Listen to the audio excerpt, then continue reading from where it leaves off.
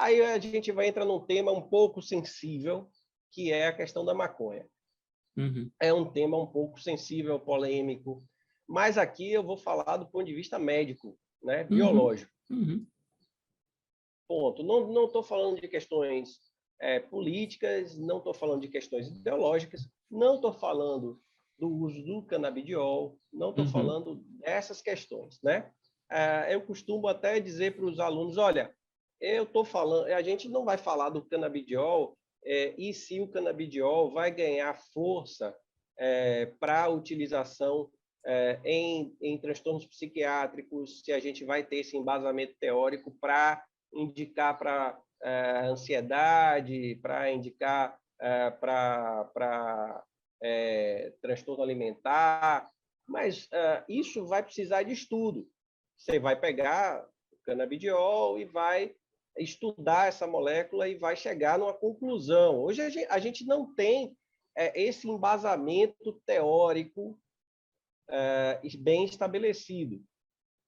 Não estou dizendo que não possamos ter, mas eu estou falando aqui da questão do adolescente que começa a usar maconha. É diferente. Estou falando do adolescente que começa a usar maconha numa perspectiva médica, biológica, do risco. Bom, se o indivíduo... Primeiro, a gente pensar na perspectiva de o fato do canabidiol poder ser aprovado para algumas doenças psiquiátricas não significa que a maconha não aumente o risco de doença psiquiátrica. Mas como assim? É simples. Tem remédio que é feito a partir de compostos que são extraídos do veneno da cobra. Mas o indivíduo ser mordido por cobra não é nada legal. Ele pode morrer. Então, é a gente entender que uma coisa é extrair uma substância e ver o quanto ela é benéfica para determinada situação. Outra coisa é a droga em si e o risco que ela traz. Ou a maconha em si, o risco que ela traz. Existe um risco? Existe. Eu sei que o risco existe. Eu vou demonizar a maconha por isso? Não. Mas não vou banalizar. É só isso, né? Então, o adolescente que começa a ter primeiro episódio psicótico e tem história de maconha, eu vou precisar conversar com esse paciente, com essa família, do risco que a maconha tem da abertura desses sintomas, né? E do risco que esse indivíduo está tendo se ele continuar usando a maconha. Essa é uma coisa já estabelecida por estudos longitudinais, né?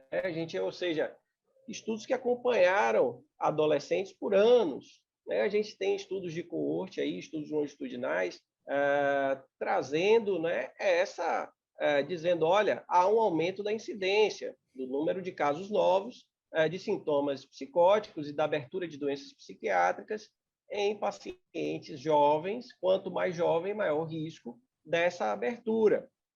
Mas aí as pessoas começam a relativizar, tipo, mas o álcool, bom, eu sei, o álcool tem outras questões também. Não estou dizendo que o álcool não é romantizado. Não estou dizendo isso. A gente sabe, né? Rodrigo Mauro aí, especialista em transtornos por uso de substância, né?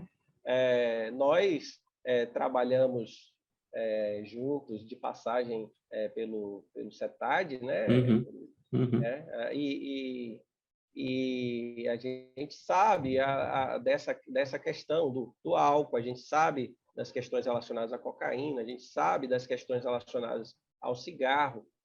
Aqui a gente não tá comparando substância. A gente não está comparando, dizendo o impacto na saúde pública da maconha é menor do que o do álcool, então. Não é isso, não é essa a discussão. Aqui é uma discussão médica. A gente está falando de que, olha, esse adolescente que começa sintomas psicóticos, eu preciso buscar também se tem história de uso de substância.